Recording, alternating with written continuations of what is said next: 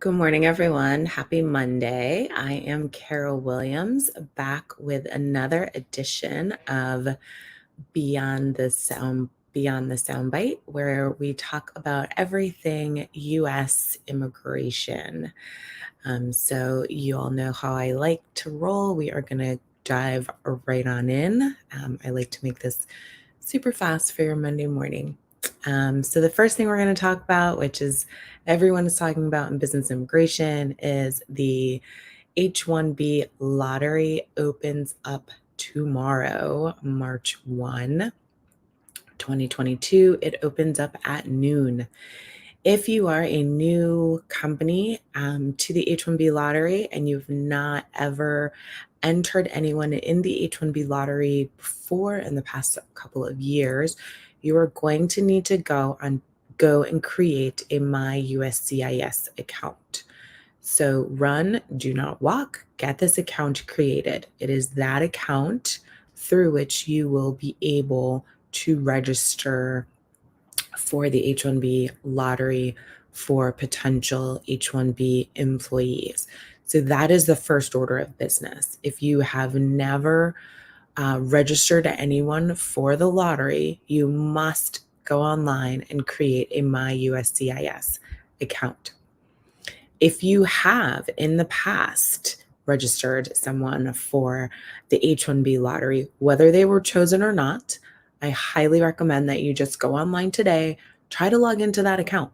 Just make sure that you remember what the login credentials are, that you're not having any problems getting in, and just make sure that you're not going to have any sort of glitches. Again, folks, we are dealing with technology as much as we love it. I love technology just like everybody else.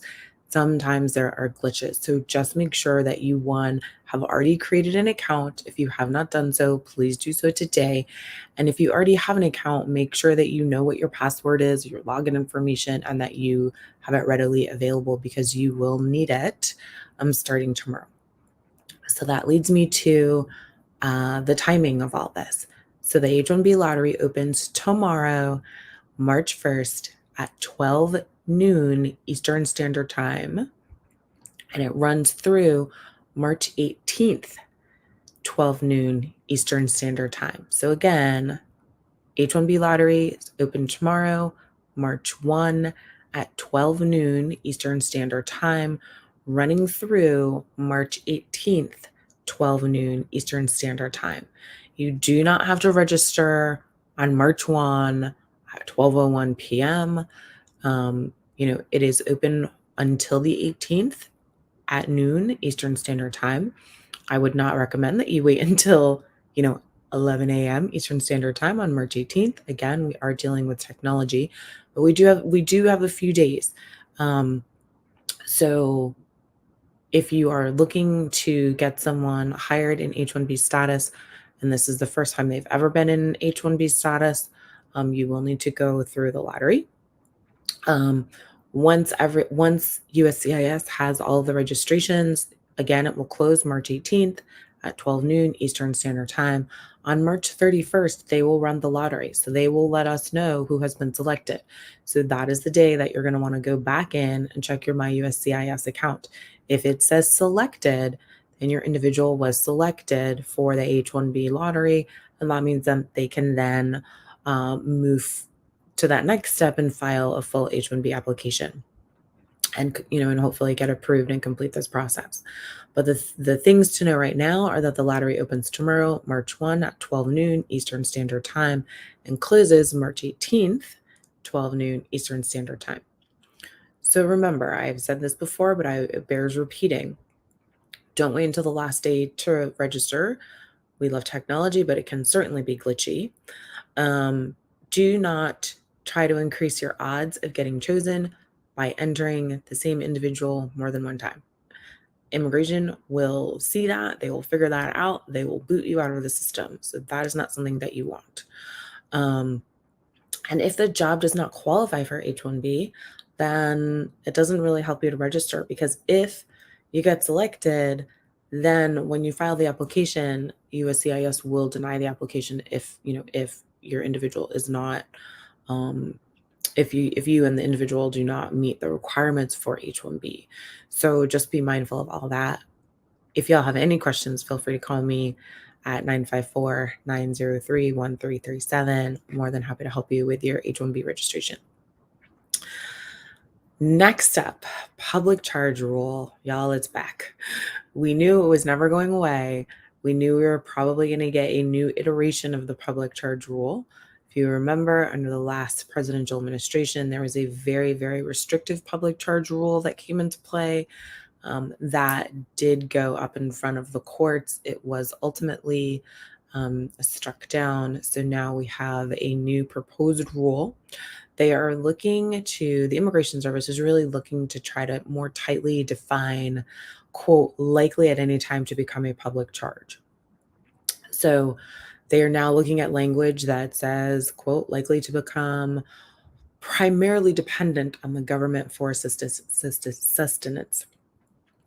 So I'm not quite sure that that is any clearer for us as outside attorneys who are looking to guide our clients. But as always, we will roll with the punches. We will see what they ultimately come up with, and we will keep this rolling. If you want to pull down the entire proposed rule and read it and provide comments to the Immigration Service, anyone can do that. You do not have to be a lawyer. You do not have to be an immigrant. Absolutely anyone can provide comments to the Immigration Service or any government agency.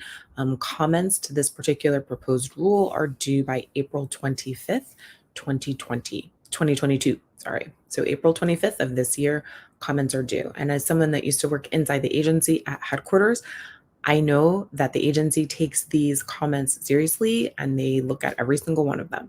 So if you have comments to this rule after you have read it, feel free to pass those on to the agency. And instructions for those for providing comments are in fact provided in the proposed rule. The next thing I want to talk to y'all about are employment authorization documents, or EADs, and our advanced parole. We are still seeing a very long time for EADs to be issued. People have unfortunately experienced gaps in employment, even though they have filed with what should be plenty of time to get an EAD card approved.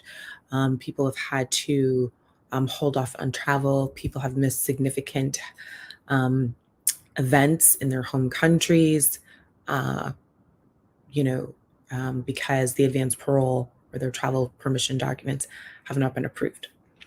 So now we are seeing the Immigration Service put an emphasis on the EAD documents and getting those out the door and getting those processed, which is a good thing. We're happy about that.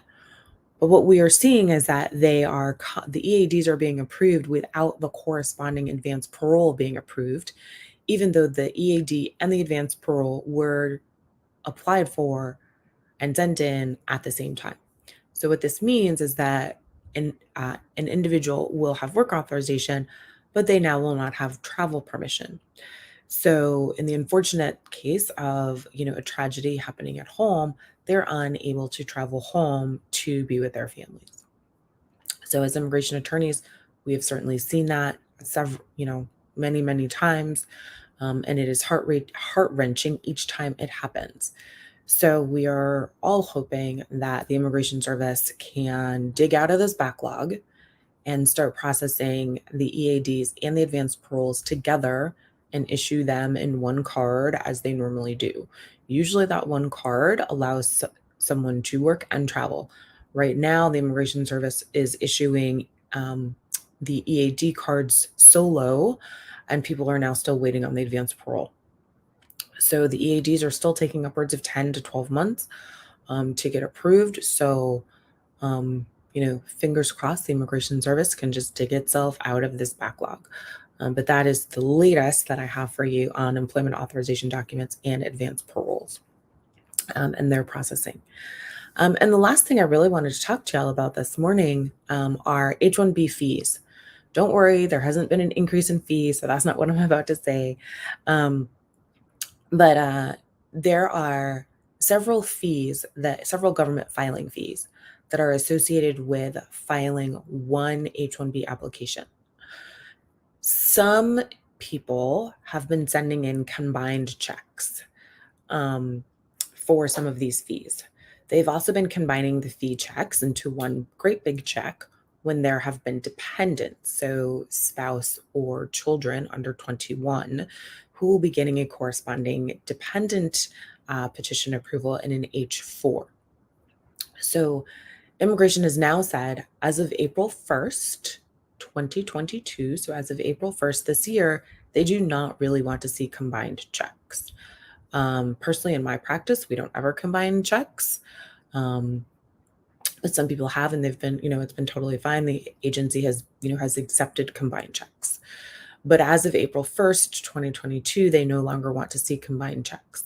They have said this is part of their transition to being more electronic and to accepting immigrant applications in a more electronic form that includes payment. And because there are different systems that touch different payment processing for some of the different applications, they no longer want those checks to be combined. So, note to self, if you are filing an H-1B application, especially for the H-1B lottery, if you are selected, submit separate checks. All of your checks should be separate. Just make that your default, and that will not be an issue. I would hate to see someone selected for the H-1B lottery, especially the lottery, and it is rejected because the checks aren't in the right format. So just make sure that you are submitting separate checks. For some companies, that is sort of an accounting nightmare and a bookkeeping disaster, but we will all roll with this particular punch, as we always do. So that is all I have for y'all today. I am Carol Williams with Williams Immigration. This has been another Monday morning edition of Beyond the Soundbite, where we talk about all things U.S. immigration. If you have any questions about anything I've spoken about this morning, the EADs and the advanced paroles, and the H-1B fees, and of course the H-1B lottery, feel free to reach out to the office, 954-903-1337. We're more than happy to help. Have a wonderful Monday and a great rest of your week. And I will see you all next Monday. Bye.